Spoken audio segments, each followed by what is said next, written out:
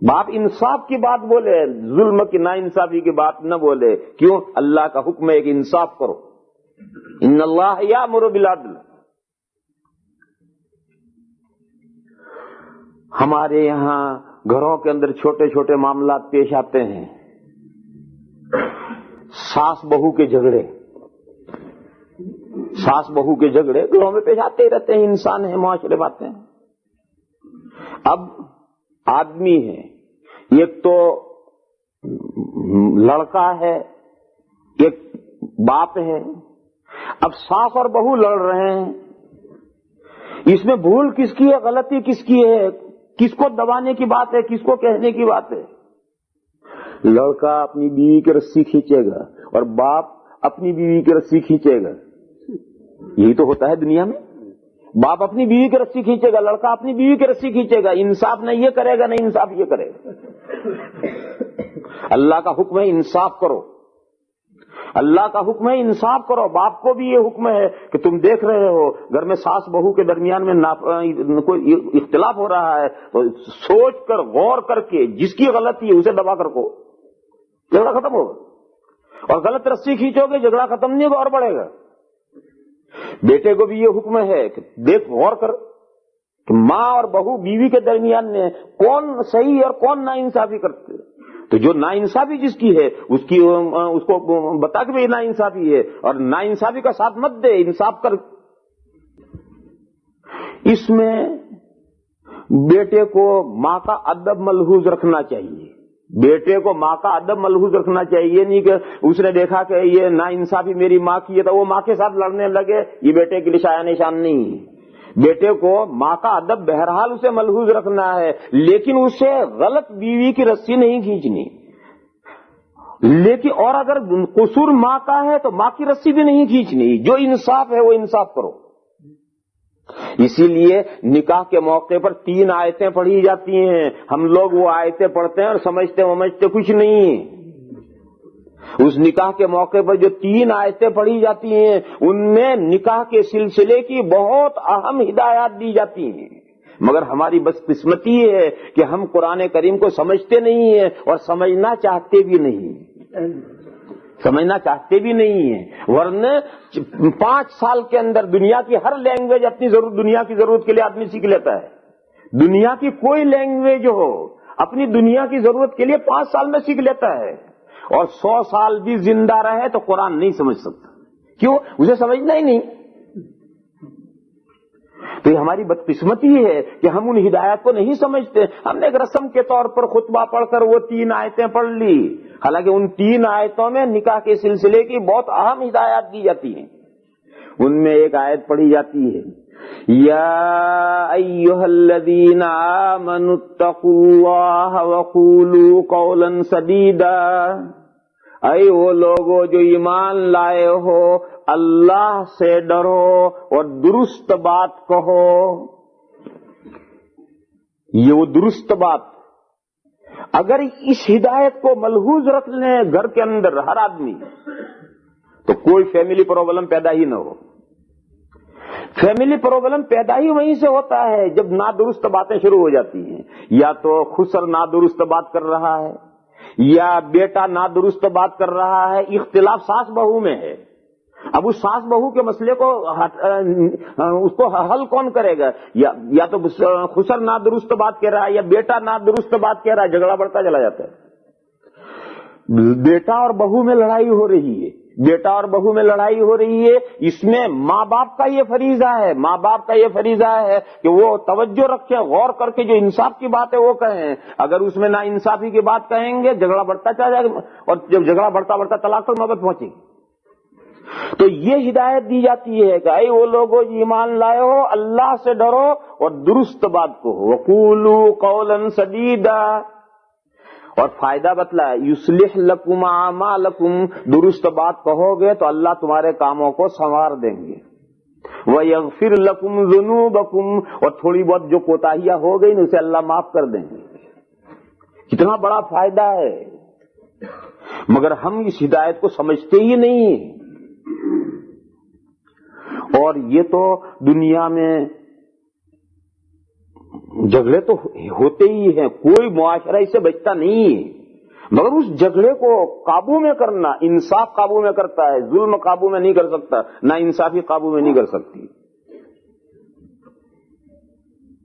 دو لطیفے سناؤ، ایسے بکواس ہیں لیکن مجلس کا مزہ بدلنے کے لیے۔ یہ یورپ کا، لندن کا، برٹش کا مشہور شاعر گزرا ہے، ڈرامہ نویس شیکسپیئر،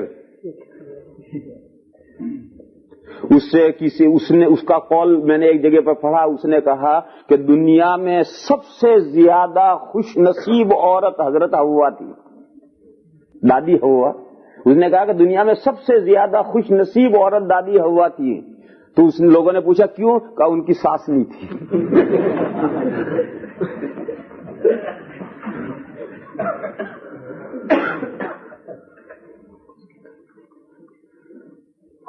یہ تو سمجھ گئے نا اس کو؟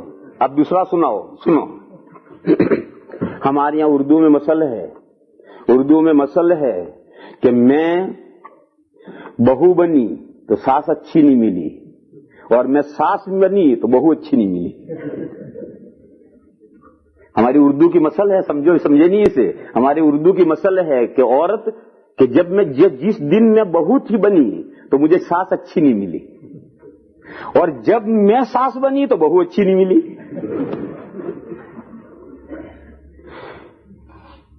پہلے مقولے سے معلوم ہوا کہ ساری فساد کی جڑ ساس ہے، دوسرے مقولے سے معلوم ہوا کہ نہیں، سارے فساد کی جڑ یہ بہو ہے۔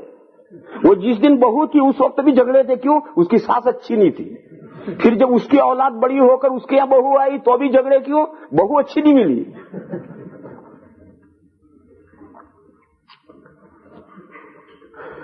تو یہ سب تو ایسے بکواس ہے لوگوں کے، لیکن دنیا میں سب ہو رہا ہے۔ قرآن حدیث نے یہ بتایا کہ یہ پرابلمز ہیں، فیملی پرابلمز، اس پر قابو پا سکتے ہو انصاف کے ذریعے سے، نا انصافی کے ذریعے سے اس پر قابو نہیں پا سکتے ہو۔ انصاف کرو، اللہ کا حکم ہے انصاف کرو۔ یہ میں چھوٹی چھوٹی مثالیں دے رہا ہوں۔ باس نوکر کی کوئی مثال لے لو، باس نوکر کی، سیٹھ اور نوکر کی مثال لے لو۔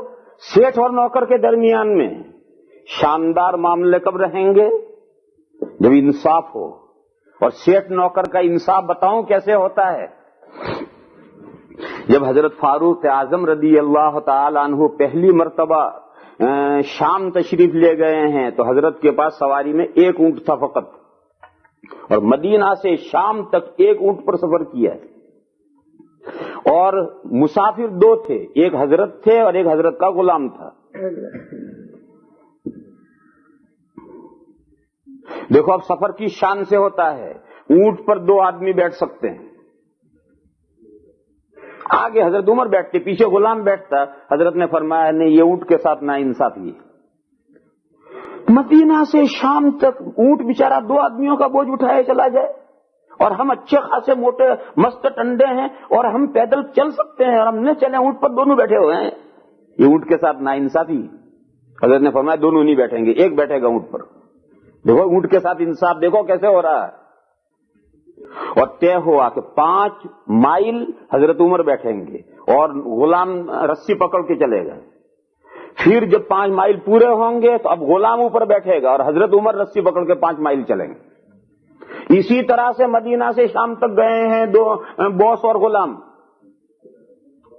دونوں ساتھ نہیں بیٹھے، حالانکہ اونٹ پر دو آدمی بیٹھتے ہیں، لیکن اونٹ پر میل 2 میل 5 میل جانا ہو، بس سفر ختم تو دونوں آدمی بیٹھ جائے تو کوئی حرج نہیں۔ لیکن مدینہ سے شام تک کا اتنا لمبا سفر، اور اتنے لمبے سفر پر اونٹ پر دو آدمیوں کا بوجھ لاد دینا، جبکہ دونوں آدمی توانا طاقتور ہیں، چل سکتے ہیں، اور کیوں نہ چلیں، اونٹ پر اتنا بوجھ کیوں لادیں؟ تو پہلا تو انہوں نے انصاف اونٹ کے ساتھ کیا کہ سارا بوجھ تجھ پر نہیں لادیں گے، ایک آدمی تجھ پر بیٹھے گا، دو نہیں بیٹھیں گے۔ پھر جو ایک بیٹھے گا تو جتنی دیر حضرت عمر بیٹھیں گے اور یہ چلے گا، اتنی دیر یہ بیٹھے گا اور یہ چلیں گے۔ چلتے گئے چلتے گئے چلتے گئے۔ پہلے تو غلام نے بتھیرا انکار کیا، لیکن حضرت کا مزاج تھا، اس لیے غلام نے کھائی نہ کھائی مان لیا۔ لیکن عجیب و غریب یہ بات صورتحال پیش آئی کہ جب شام میں بیت المقدس کے قریب پہنچے تو باری غلام کے بیٹھنے کی تھی اور حضرت عمر کے رسی پکڑ کے چلنے کی تھی. عجیب و غریب منظر پیش آیا.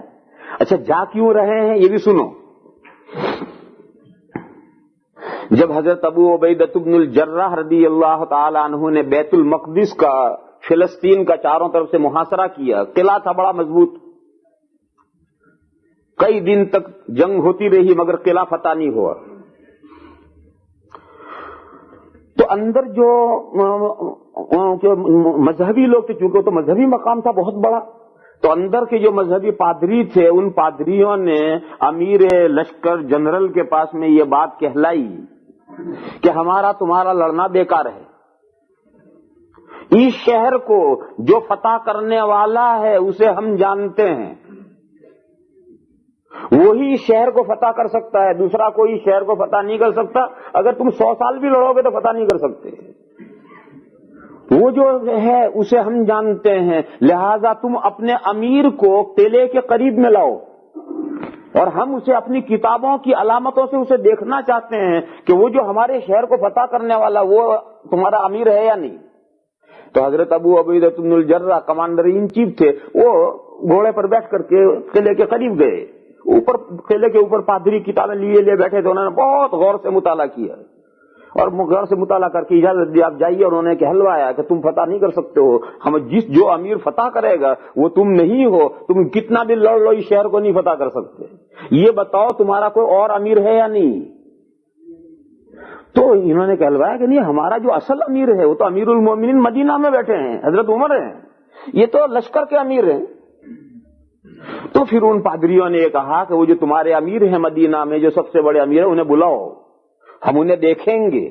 اگر ہماری کتابوں کی علامتوں کے مطابق وہی ہیں تو ہم بغیر لڑائی کے دروازے کھول دیں گے، اور اگر وہ نہیں ہیں جو ہماری کتابوں میں نشانیاں ہیں تو پھر تم کتنا بھی لڑ لو اس شہر کو فتح نہیں کر سکتے. لہذا انہیں بلاؤ، ہم اسے دیکھیں گے. چنانچہ کمانڈر ان چیف نے آدمی بھیجا وہاں اور حضرت عمر سے درخواست کی کہ حضرت یہ صورتحال پیش آئی، آپ تشریف لائی. تو حضرت عمر اس لیے تشریف لا رہے ہیں تاکہ یہ دیکھیں. اب اتفاق ایسا کہ جب یہ بیت المقدس کے قریب پہنچنا ہے تو باری ہے حضرت عمر کے چلنے کی اور غلام کے اونٹ پر بیٹھنے کی. عجیب و غریب نازک صورتحال پیش آ گئی. غلام نے ہاتھ جوڑے، بتیری منت سماجت کی اور یہ کہا کہ حضرت اب میرا بیٹھنا اور آپ کا چلنا یہ بہت نامناسب بات ہے، اب تھوڑی سی بات آپ تشریف رکھے میں چلوں. فرمایا تو مجھ سے زیادہ کوئی طاقتور تھوڑی ہی ہے اور میں تجھ سے زیادہ کمزور تھوڑی ہوں. میں تجھ سے کمزور ہوتا تو اوپر بیٹھتا اور تو مجھ سے طاقتور ہوتا تو چلتا. تیری اور میری طاقت ایک جیسی ہے، لہذا تو اپنی باری پر اوپر بیٹھ، میں اپنا نکل پکڑ کے چلوں گا. چنانچہ نکیل پکڑ کر چلتے چلتے چلتے چلتے چلتے جب قلعے کے قریب پہنچے ہیں تو اوپر سے تیار بیٹھے تھے، تو انہوں نے اوپر سے صرف اتنا ہی پوچھا، غور کر کے دیکھا منظر اور یہ کہا کہ تم دو میں سے امیر کون ہے، اونٹ پر بیٹھا ہوا یا نیچے نکیل پکڑا ہوا. تو بتایا گیا کہ یہ نکیل پکڑ کے جو چل رہے ہیں یہ امیر المومنین ہیں.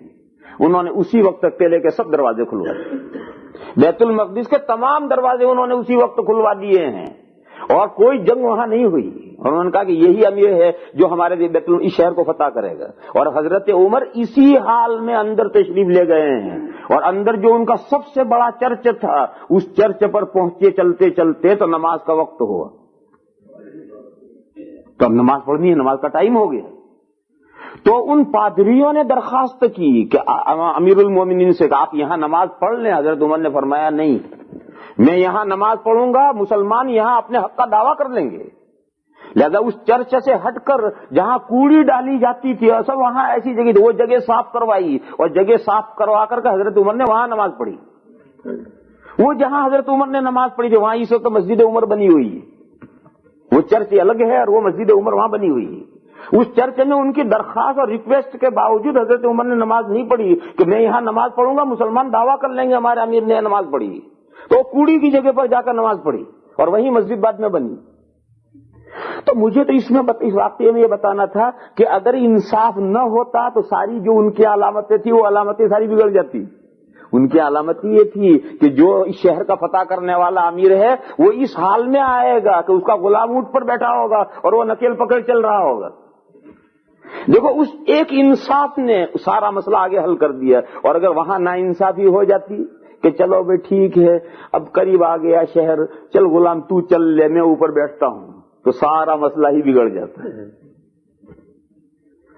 یہ چھوٹی چھوٹی مثالیں ہیں ایسی. اب میں سمجھتا ہوں کہ آپ حضرات سمجھ گئے ہوں گے مسئلے کو اچھی طرح سے. ایسی اب اپنے ذہنوں میں پھیلاتے جاؤ, بہت ساری مثالیں ہیں. یہ ساری مثالیں عدل و انصاف کے تحت میں آتی ہیں, اور اللہ کا یہ حکم ہے کہ انصاف کرو. اگر انصاف کرو گے زندگی اتنی خوشگوار بن جائے گی کہ اس سے زیادہ بہتر کوئی زندگی خوشگوار نہیں بنے گی.